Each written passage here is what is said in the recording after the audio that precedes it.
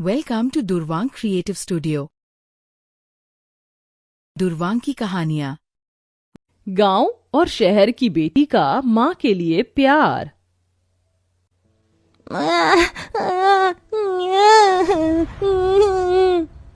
सुन सुन नन्ही लोरी की धुन, हो जा मीठे सपनों में गुन। सुन सुन नन्ही लोरी की धुन, हो जा मीठे सपनों में गुम।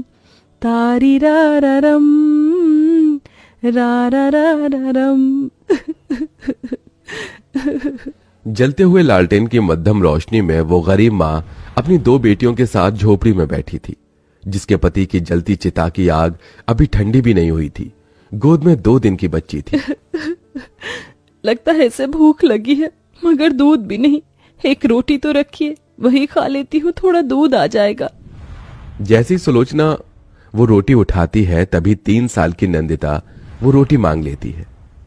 माँ भूख लगती है, रोटी दो ना। ये ले मेरी बच्ची, खा ले। और उस गरीब माँ ने अपने मुंह के आगे के निवाले को अपनी बेटी को दे दिया। एक माँ के दिल में औलाद के लिए ममता के सिवा कुछ भी भरा नहीं होता। सुलोचना की शादी सुदेश से हुई थी। जैसे तैसे दोनों का जीवन गरीबी में गुजर बसर हो रहा था, जिससे सुलोचना को नंदिनी और 2 दिन पहले एक और बेटी हुई।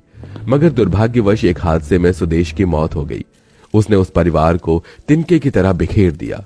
ऐसे में समाज ने उस माँ को कोसने में कोई कसर भी नहीं छोड़ी। हे भगवान, किसी और माँ को मुझसा दिन मत दिखाना, जब वह अपनी औलाद को छाती से सटाकर दूध भी ना पिला सके। जैसे तैसे सुलोचना चीनी का घोल पिलाकर अपनी दोनों बेटी को थपकी दे देकर सुला देती है और अपनी जिंदगी का मकसद अपनी दोनों बेटियों को पाल पोस कर पढ़ाना लिखाना बना लेती है, जिसके लिए वो मजबूर होकर अमीर के घर झूठे बर्तन मांजने लगती है। देखते देखते 10 साल बीत जाते हैं, जिसमें नंदिनी अपनी माँ के दुखों को समझती थी, तो वहीं तानी बिल्कुल अलग थी। माँ क्या कर रही हो? मुझे दर्द हो रहा है। कितनी बार कहा है ना, मुझे ये गंदा सा तेल लगाकर चंपू मत बनाया करो। मेरा टिफिन दे दो, मुझे स्कूल के लिए देरी हो रही है। तानी, तो इस तरह से माँ से क्यों बात करती है? माँ तो हमसे कितना प्यार करती है। कोई प्यार नहीं करती है ये हमसे। अगर प्यार करती तो हमें ये गरीबों वाली जिंदगी नहीं देती, हमें सड़ी हुई सी झोपड़पट्टी में नहीं रहते। तानी की ऐसी कड़वी बोली अक्सर ही गरीब सुलोचना का मन दुखाती।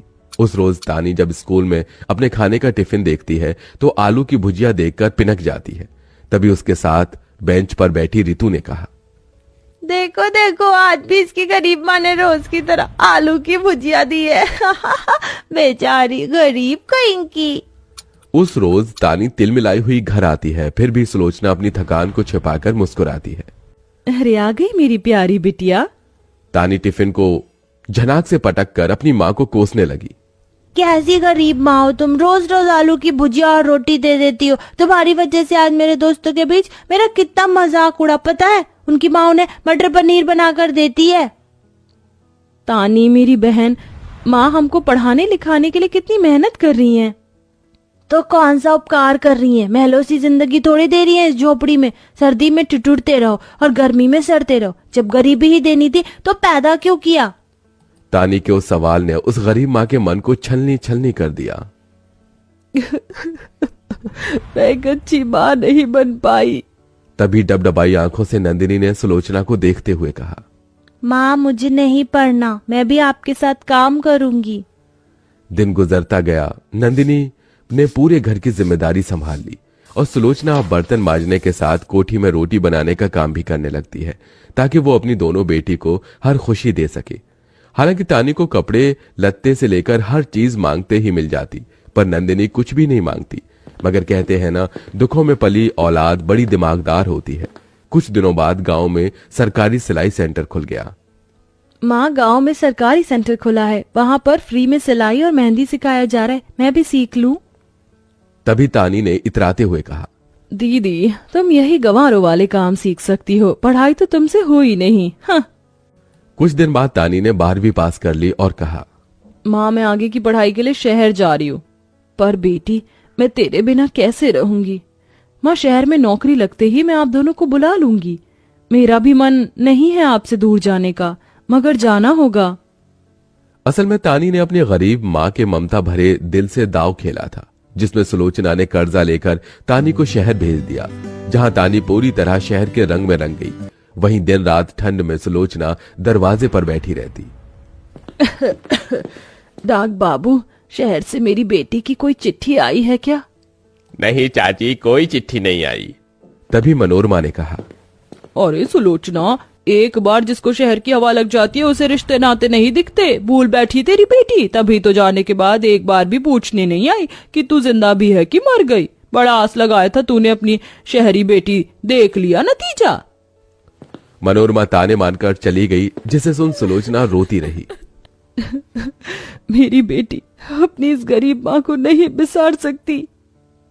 माँ चुप हो जाओ, तुम जानती हो ना मैं तुम्हारी आंखों में आंसू नहीं देख सकती। मैं तुम्हें शहर लेके चलूंगी, हम दोनों मिलकर ढूंढेंगे तानी को। इधर उधर से ले देकर नंदिनी अपनी माँ को गांव से शहर लेकर आ गई। सुलोचना की बूढ़ी आंखें बस किसी भी हाल में तानी को देखना चाहती थी। तभी दोनों ने उसे कुछ आवारा लड़कों के साथ जाते देखा। हाँ वेल, आज की पार्टी बहुत अच्छी थी। वो तो होनी थी, तानी ने जो दी थी। नंदिनी, वो देख तानी। तानी, रुक जा बेटी। सुलोचना नंदिनी का हाथ छुड़ा के जैसे आगे बढ़ी, कमजोर शरीर की वजह से वो जमीन पर गिर गई। तानी, क्या ये दोनों गंवार तुम्हारी माँ और बहन हैं? नेवर, मैं तो इन्हें जानती भी नहीं। ये कहकर तानी अपने बड़े से फ्लैट में चली आई, जहां नंदिनी और उसकी गरीब माँ सादे गांव के लिबास में वहां चले आई। उन्हें देख तानी ने चिढ़कर कहा, तुम दोनों गंवार शहर क्यों आई हो? तुझसे मिलने बहन। जानती हो तानी, माँ ने तुम्हें कितना याद किया। तुमने ना हमारा फोन उठाया और ना ही कभी शहर लेने आई। तुम दोनों गंवार को शहर लाकर मुझे अपनी बेइज्जती थोड़ी करानी थी। क्या बताऊंगी मैं जब मेरे दोस्त मुझसे पूछेंगे कि तुम्हारी माँ क्या करती है? तो क्या मैं उनको ये कहूंगी कि मेरी माँ बर्तन मांजने वाली है? मेरी क्या इज्जत रह जाएगी फिर? अपनी शहरी बेटी के इस बात से सुलोचना को बड़ा धक्का लगा। उसकी आंखों से झरझर आंसू बहने लगे। बेटी, तू चाहेगी तो मैं किसी को नहीं बताऊंगी कि मैं गरीब बदनसीब तेरी माँ हूँ। हमें यहाँ रहने दे। मगर यहाँ तुम दोनों गांव की गंवार माँ बेटियों को मुफ्त की रोटियां तोड़ने को नहीं मिलने वाली। काम करना पड़ेगा। मुझे मंजूर है। सुलोचना और नंदिनी एक नौकर की हैसियत से वहां काम करने लगती है, जिसके बदले तानी उन्हें 2 रोटी देती है। ये लो, खा लो दोनों। सिर्फ 2 रोटी? माँ का शरीर पहले ही कितना कमजोर है। ये सोचकर अपने हिस्से की रोटी नंदिनी अपनी माँ को खिला देती है। दिन बीतता गया। एक दिन तानी के घर शौर्य आता है। हे बेबी, आ गए तुम? हाँ तानी, मैंने मम्मी डैडी से शादी की बात कर ली है। वैसे ये कौन है? कोई खास नहीं, नौकर समझो इन्हें तुम। दोनों खड़ी क्या हो, दफा हो।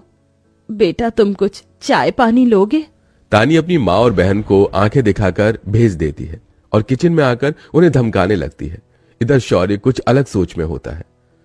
पता नहीं क्यों उन माजी की शक्ल तानी से मिलती है। तुम दोनों से मेरी खुशी देखी नहीं जा रही। खबरदार जो शौर्य के सामने खुद को मेरी माँ और बहन बताया। शौर्य इस सच को सुन लेता है।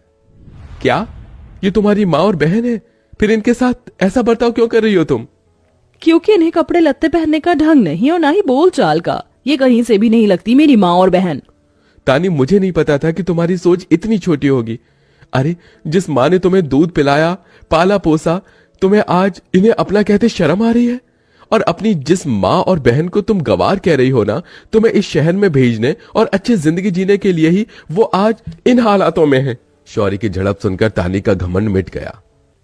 दीदी, मुझे माफ कर दो, मैंने आपके साथ बहुत बुरा किया। आखिर में तानी ने अपनी माँ और बहन से माफी मांग ली और खुशी खुशी रहने लगी। If your kids love funny cartoons, storytime videos, please like, share, comment for more videos and stories. Thanks for watching.